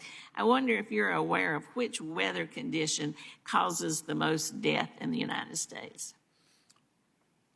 I don't know exactly which one causes the most. I have a hunch which direction you're going on this. I'm not exactly sure. Well, you know, it's surprising. A lot of people wouldn't guess this. They'd say tornadoes or floods or hurricanes, but it's not. It's extreme heat. Extreme heat causes more deaths. Now, it's less visible than some of these other disasters. It's harder to show on TV. It lasts longer. It impacts different people in different ways, but it is the largest cause of death. And last year in Southern Nevada alone, there were 520 heat-related deaths, and we already have nearly 30 just in Clark County in my district already this year. So I've been working on getting FEMA to recognize extreme heat and be prepared to help communities deal with it, mitigate, recover, whatever. I'm pleased that I'm introducing a bill that's the Extreme Weather and Heat Response Modernization Act with our ranking member. So Mr. Stanton, we introduced that in May, and it'll empower FEMA to have more authority to help with this. So I wondered if you are aware of it or you would be willing to work with us to help us get this through so extreme heat can be recognized and addressed, because it's only going to get worse. It's not going to get better. Thank you, Representative. I do know, and I'll be glad to work with you, and I do know that the Stafford Act does recognize heat. So I'm aware the Stafford Act recognizes, and I'm willing to work with you. I appreciate that. And it does recognize, but it's not, you know, it's hard to get it declared and recognized formally because, like I said, it's not as easy to recognize as a flood that happens in 2 days like in Texas. It's an extended problem, and it, like I said, it hurts different people in different ways, affects lives, and it affects livelihoods. So Mr. Stanton and I'm sure will appreciate your getting involved and helping us with that. Thank you. I yield back. Thank you. The chair thanks the gentlewoman. The chair now recognizes the representative from Pennsylvania, Representative Bresnahan. Thank you, Mr. Chairman, and thank you, Mr. Richardson, for being here. I represent northeastern Pennsylvania, which has been privy to flooding over the years dating back to 1972, slightly before my time, but still, as I drive around with my family, my grandmother, she'll occasionally point to different areas about how high the water actually was. And then back to 2011, northeastern Pennsylvania saw some flooding in an area outside of a levee system, which totally decimated a community, ultimately redrawing the flood maps and making it extremely challenging for various different homeowners to be able to get flood insurance, and created some additional strains on the school districts. So actually back to 2021, we also saw a flood that actually claimed the lives of at least one person in Lackawanna County. And this past May, the city of Scranton was finally able to complete 40 projects totaling $5.5 million to improve 8 waterways and infrastructure damaged by severe flooding in August of 2018. In April, I sent a letter to then Acting Administrator Hamilton asking for the BRIC program to be reinstated. And Mr. Chairman, I ask for unanimous consent to enter that letter into the record. Without objection, so ordered. Thank you. My question would be, I've heard some evolution relating to the BRIC program, and there were a few different programs, actually levee projects, that were slated to take place inside of my district. And unfortunately, because of the cancellation of the BRIC program, though about $10 million of levee construction was unfortunately canceled, as well as another $2.5 million in the city of Scranton for buyouts for properties that were ravaged by that earlier flooding that I mentioned. My question would be, have you given any thought, or has there been any dialogue relating or circulating around the BRIC program, or the possible reinstatement of the BRIC program, or something to the likes or similarity of it? So thank you for the question. And a bit on BRIC first.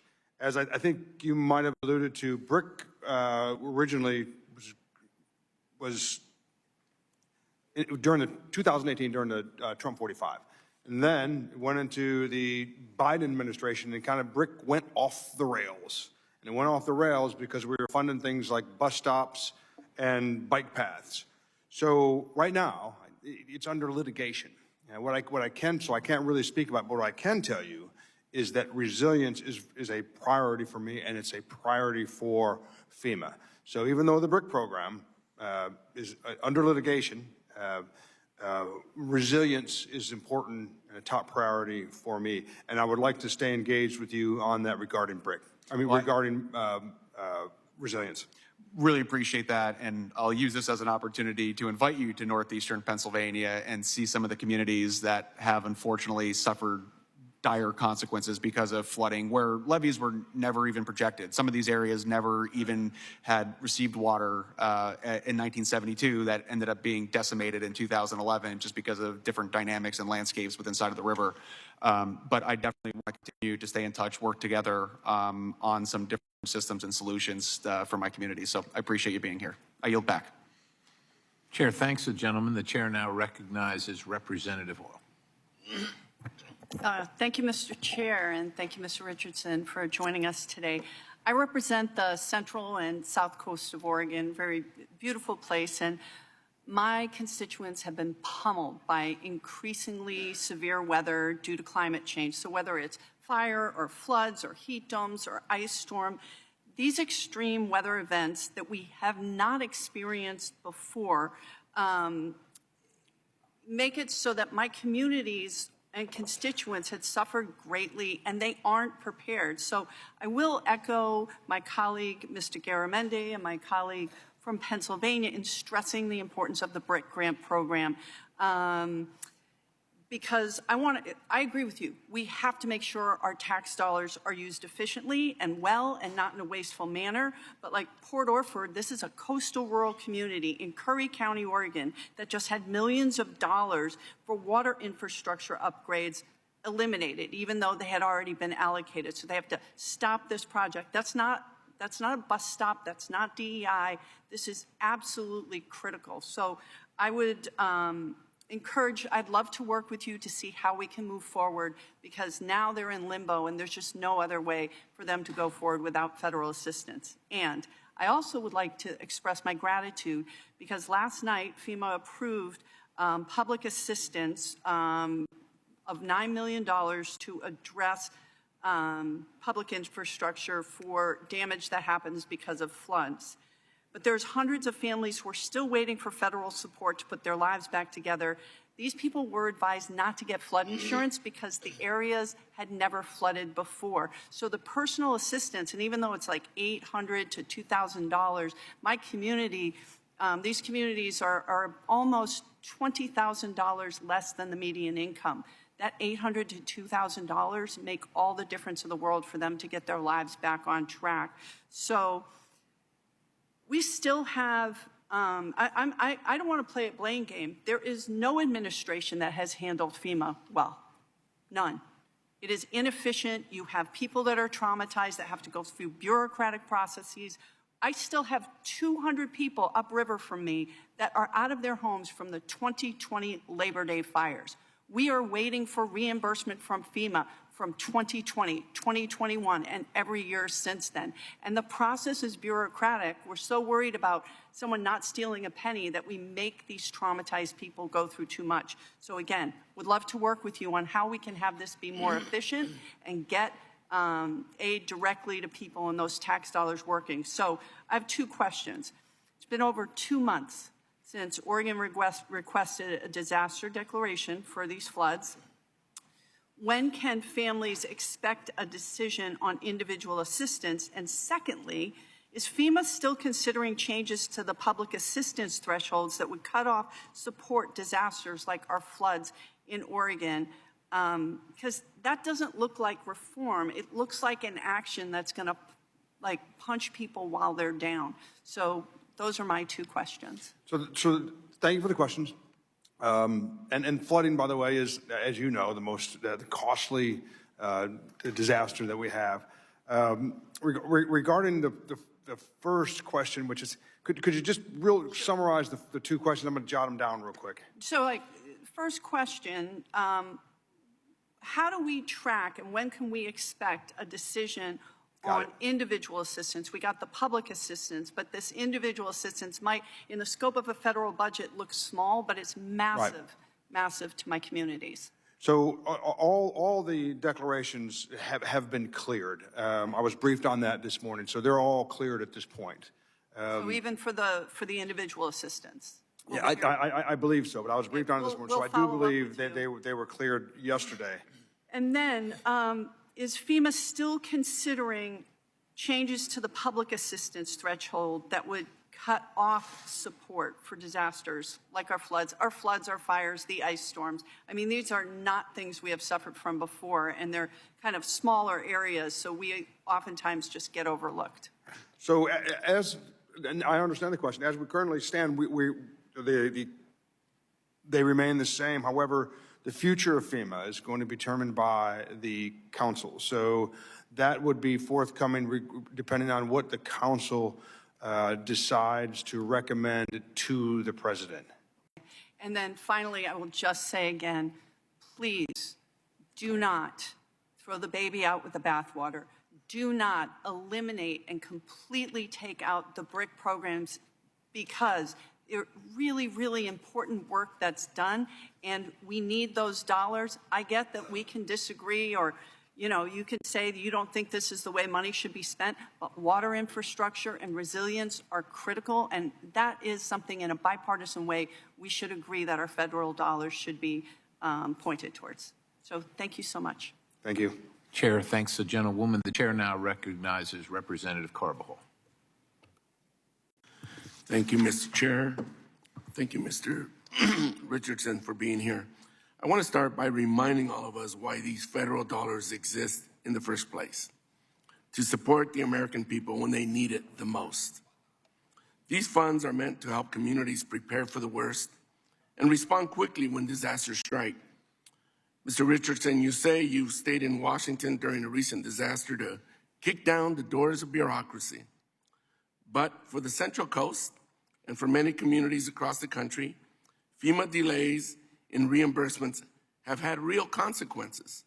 Contractors, cities, counties are forced to front the cost of emergency response and recovery, straining local budgets and slowing down rebuilding efforts. Yet when it's time for the federal government to pay back local communities, It is holding funds rather than repaying its share. Why? Because Secretary Noem is now personally reviewing every FEMA grant contract over $100,000. This bureaucratic bottleneck is suffocating our communities. I have heard from my constituents from the County of San Luis Obispo, the City of San Luis Obispo, the County of Santa Barbara, the County of Ventura, and various water districts throughout my district. They are not receiving the reimbursements that they are owed. Today, I want to focus my questions on these issues. Mr. Richardson, what specific action is FEMA taking to clear these overdue reimbursements, and how much longer will my constituents on the Central Coast have to wait? Thank you for your question. So the reimbursements and the bureaucratic nature of that is indeed something I'm concerned about, because I will kick down doors of bureaucracy. And we are digging into that now, because it takes far, far too long for the reimbursements and also to close out the disasters. So it's something that we are looking into. I don't necessarily have a timeline, but I can work with you to let you know. Thank you. For months, Donald Trump has claimed that he is cutting red tape, and his administration is doing that in Washington. For communities on the Central Coast, this sure doesn't feel that way. What process improvements has FEMA implemented or will implement to accelerate these reimbursements? So one of the things that I've done, and once again, thank you for the question, is I've consolidated the office was somewhat disparate when addressing these. What I've done is I've consolidated those functions in FEMA so we can get a better handle on it and better reporting measures for it. And I can share those with you. Love to have that information. What accountability measures or metrics does FEMA use to track reimbursement timelines internally?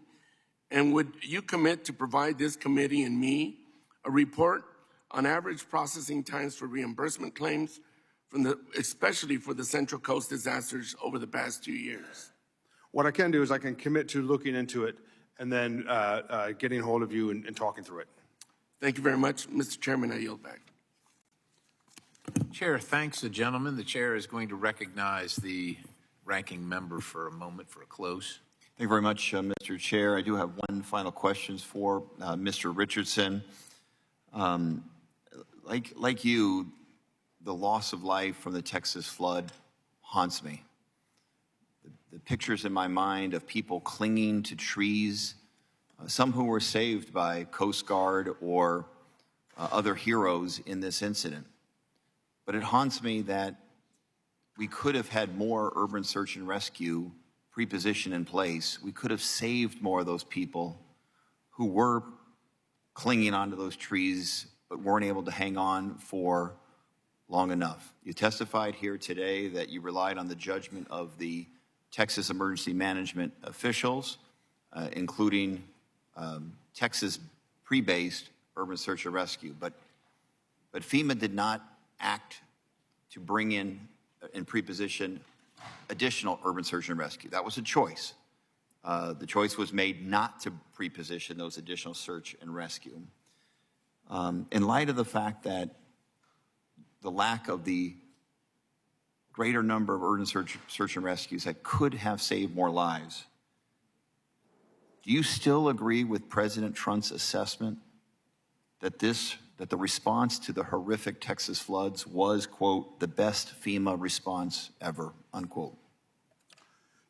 The response in Texas, which was community-led, state-managed and federal supported, brought the maximum amount of capability to bear in Texas at the right time and the right place.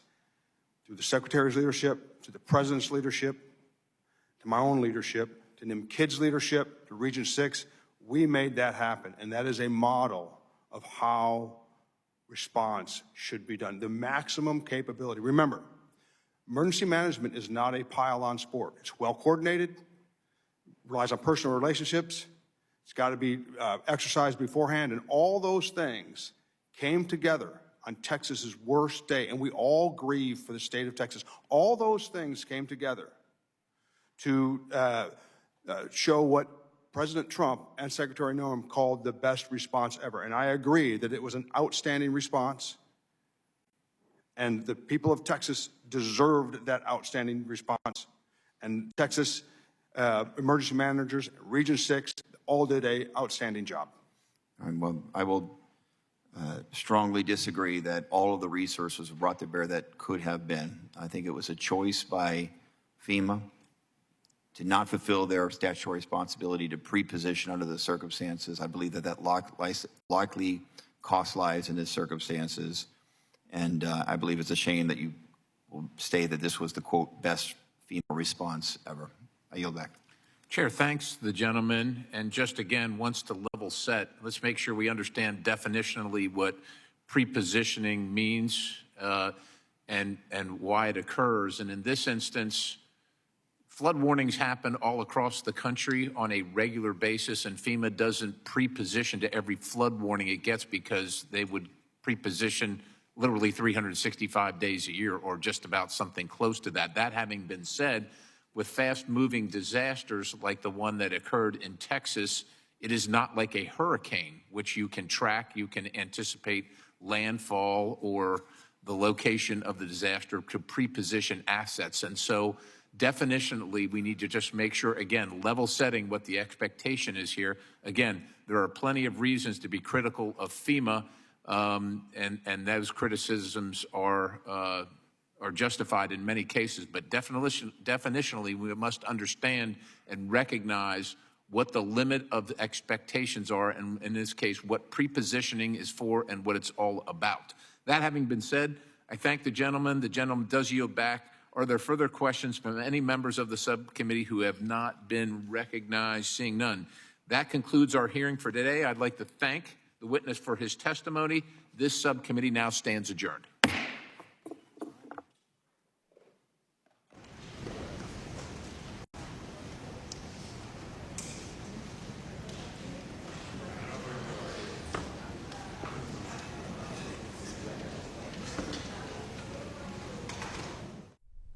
In March, a Department of Homeland Security report found that U.S.